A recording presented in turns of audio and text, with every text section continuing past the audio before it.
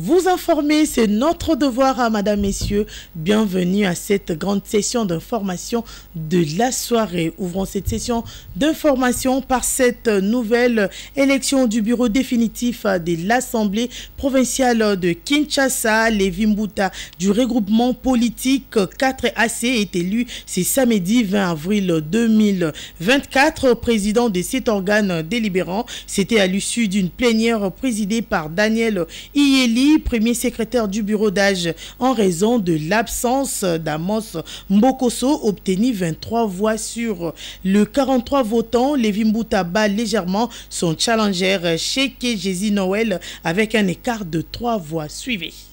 L'honorable Mbuta Saoufamba Lévi ayant obtenu la majorité absolue des suffrages exprimés est élu et proclamé président du bureau.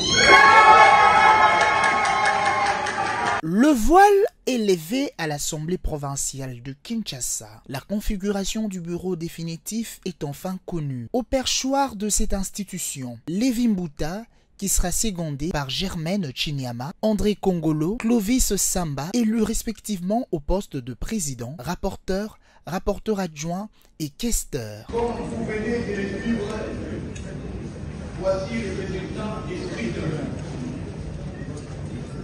Au poste de président, l'honorable Mbuta Saoufamba Lévi a obtenu 23 voix. L'honorable Cheikh Wazonene Lafou Jésus Noël a obtenu 20 voix. L'honorable Mbokoso Afouskeba Honoré a obtenu 0 voix. Conformément à l'article 33 alinéa 1er de notre règlement intérieur, l'honorable Mbuta Saoufamba Lévi ayant obtenu la majorité absolue des suffrages exprimés est élu et proclamé président du bureau. Rappelons que une tension s'est observée le vendredi 19 avril dernier entre les députés provinciaux qui ont exigé la tenue de l'élection contrairement aux velléités du report du scrutin par le bureau provisoire représenté par Amos Mbokoso. La députée nationale Sophie Kakouji a atterri le vendredi 19 avril 2024 à l'aéroport de Kalemi dans la province du Tanganyika. Reçue par une foule, le leader Kabalo a remercié la population qui a effectué les déplacements et a par ailleurs transmis le vœu du chef de l'État Félix Antoine Tshisekedi Tshilombo qui porte à cœur le Congolais de cette contrée. Suivez.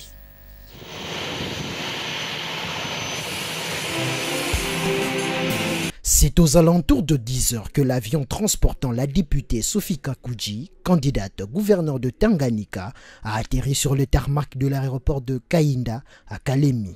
Dans une atmosphère de joie, la population de Kalemi a retrouvé celle qui continue à charmer leur cœur. Banderoles en main, chants, danse, tous scandant le nom de Sophie Kakouji, reconnue pour son dynamisme et son attachement au bien-être de ses compatriotes.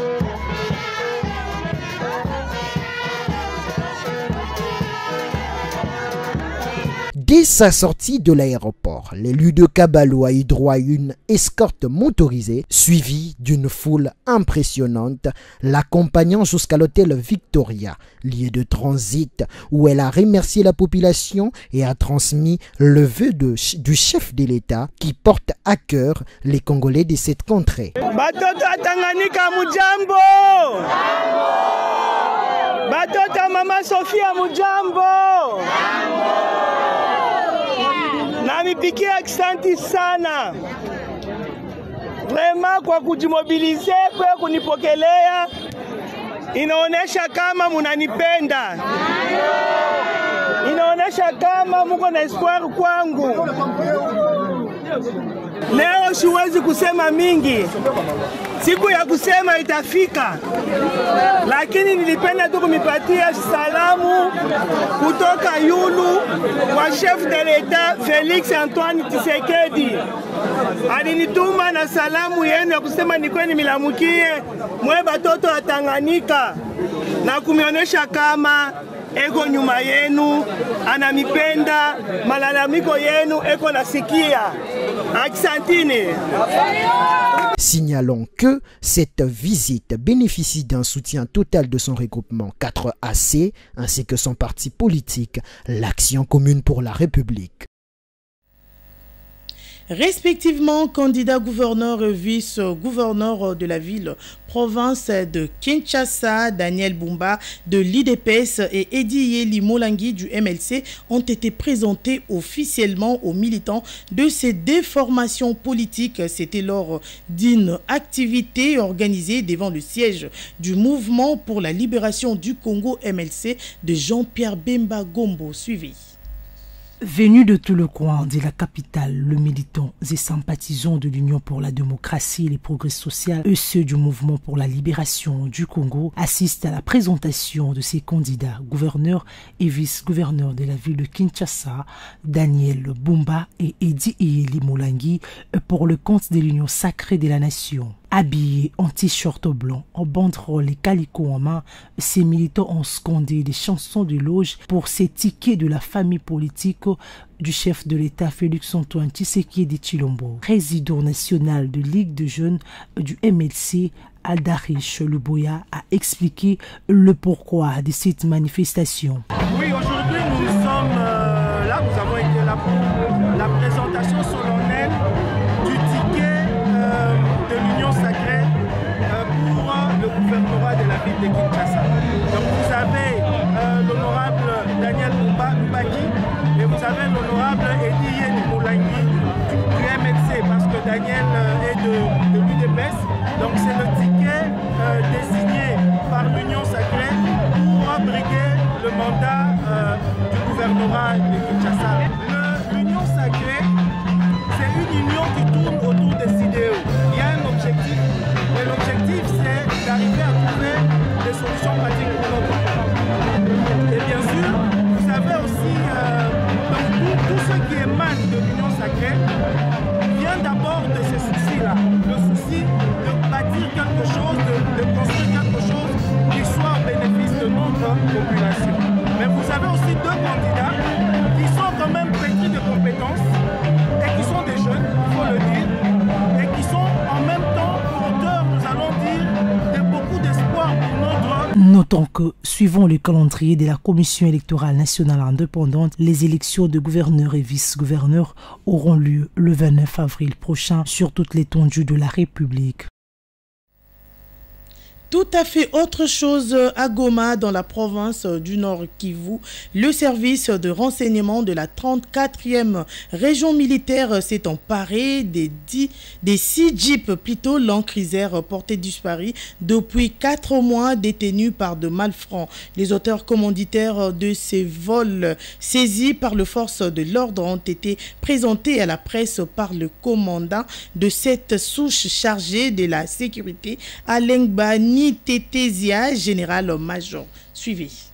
Le service de renseignement de la 34e région militaire a réussi à intercepter 6 Jeep Land Cruiser prises pour une prétendue location par une tierce personne au nom d'une organisation inconnue. Ces véhicules dont les propriétaires n'avaient plus de nouvelles depuis 4 mois parce que cachés quelque part ici à Goma par l'individu sus-évoqué ont été présentés à la presse ce jeudi 18 avril 2024 par les commandants de la 34e région militaire, le général-major Alain Bianitete Tianzambe. Je crois que comme vous allez le constater, ces jeunes gens ici se sont spécialisés pendant que la ville de Goma est dans les sécurités qu'on décrit ces derniers temps. Ce sont ces jeunes gens qui sont un exemple de l'insécurité qui se passe dans la ville. Eux, ils s'adonnent à voler les véhicules des gens. Comme vous voyez tous ces véhicules-là, au total, il y en a 6. Et ce sont eux les voleurs de ces véhicules-là que nous sommes présentés aujourd'hui pour remettre aux propriétaires de ces véhicules-là. Un joli coup de filet de la part du service de renseignement de la 34e région militaire. Oui, ça fait plus de 4 mois que ces véhicules ont été volés et cachés. Et grâce à la vigilance de nos éléments, malgré que nous sommes engagés en guerre, nous sommes aussi engagés pour la sécurité des personnes et de leurs biens. Voilà la raison pour laquelle nous avons démantelé ces réseaux avec ces 2 malfrats. Bon, on est en train de pourchasser les autres qui sont en fuite. Mais voilà que le résultat est aujourd'hui là. Et comme vous serez témoins, on va les remettre à leurs propriétaires. Les propriétaires de ces véhicules retrouvés grâce à la bravoure des agents de l'ordre louent la qualité du travail abattu par ces derniers. L'un d'eux s'exprime. Le sourire, c'est simplement parce qu'il n'y avait plus d'espoir de retrouver ces véhicules. Mais aujourd'hui, comme vous pouvez le voir, nous sommes contents du fait que nos services militaires, spécialement les renseignements militaires, ont permis de démanteler ce clic de malfaiteurs. Et voici 4 mois que nous n'avions plus de véhicules et aujourd'hui, notre véhicule est de nouveau avec nous. C'était soi-disant un Changeons de registre dans cette grande session d'information de la soirée préparatif du 8e anniversaire de la mort de Papa Wemba. Les compagnons de Nathalie Makumbu ont initié le travaux d'assainissement sur le couloir Madiakoko à Matongé, le lieu qui abritera la 8e édition de la kermesse en mémoire du fait. Mouzé Chungu Wembadio, la fondatrice des Coman, a saisi l'occasion pour sensibiliser les Kinois sur la salubrité. Noël Ngoy. Comment est le style de vie naïe? Comment est banda comment est la musala naïe? Il y a pour sensibiliser, il y a pour rendre propre na bisika au union surtout des allées malamoté. Les compagnons de Nathalie Makumbu n'ont pas dérogé à leurs habitudes, celle d'assainir certains coins du Calamou, la commune pilote de leurs activités. Dès 6 h du matin de ce samedi 20 avril, environ une vingtaine de jeunes et vieux ont abandonné leur lit pour l'accomplissement de la mission qu'ils se sont assignés. Le célèbre couloir Madiakoko a vu son axe compris entre les avenues du Stade et Oshwe. Nous sommes en plein cœur du village Molokai, être dégagé de saleté et déchets grâce aux travaux communautaires dits Salungo, initiés par Nathalie Makumbu, la fondatrice de Coman, en vue de peaufiner ce coin qui accueille la 8e édition de la kermesse, érigée à l'honneur du fait Chungu Wembadio, mieux connu sous le nom de Papa Wemba. 2016, au festival Témua, l'artiste perd sa vie à 10 ans. Aujourd'hui, 8 ans, la Coman décide d'accompagner les villageois de Molokai par rapport au festival Papa Wemba. Ce faire, nous avons décidé d'organiser aujourd'hui une journée de salubrité, enfin de rendre l'endroit propre, propice et ainsi de lancer les débuts des activités pour la préparation de l'activité. Non, la commande, par ses activités déjà, a beaucoup d'activités de salubrité. Nous ne faisons pas seulement à Matoué, à Yelo, à Kaouka et partout ailleurs. Mais aujourd'hui, par rapport à l'événement Papa Wemba, nous avons décidé de commencer avec Matoué. Dans les jours qui viennent, nous serons aussi à Yolo, Kaouka. Les travaux communautaires ne sont pas le seul ou première initiative de Coman. La structure contribue au développement des Kinois à travers les différentes formations qu'elle organise en faveur de jeunes. Coman a des formateurs à former les jeunes où ils s'engagent pour la misala, dans l'opération, il y a la misala, Coman a eu misala, il y a pas si bien à Népal. Et puis, nous avons un projet qui lancé qui appelle d'offres et de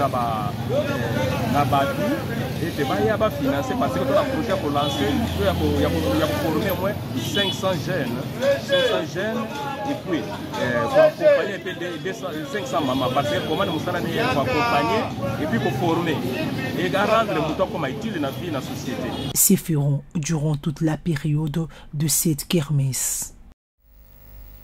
Parlons société à présent, délabrement de routes dans la capitale congolaise, l'avenue Kassai dans son tronçon compris entre Kabambaré et Kongolo et dans la commune de Barumbu est en voie de disparition. La population riveraine déplore la qualité des matériaux utilisés dans la construction de cette voie routière. Suivez.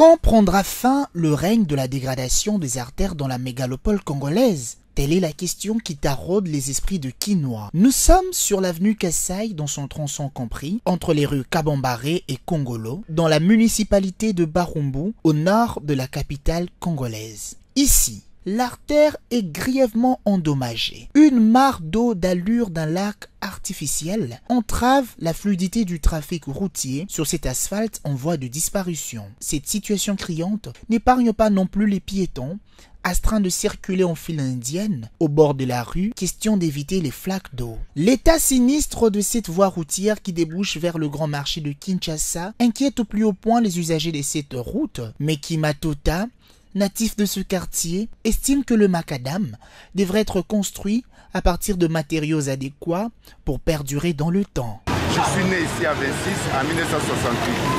Depuis que je suis né, je grandis ici. Je n'ai pas vu de telles choses comme ça, l'inondation. Je n'ai pas vu ça. Depuis la colonisation belge, ils ont construit cette route. En 1923 jusqu'alors, les routes sont cassées parce que les routes ont totalisé beaucoup des années.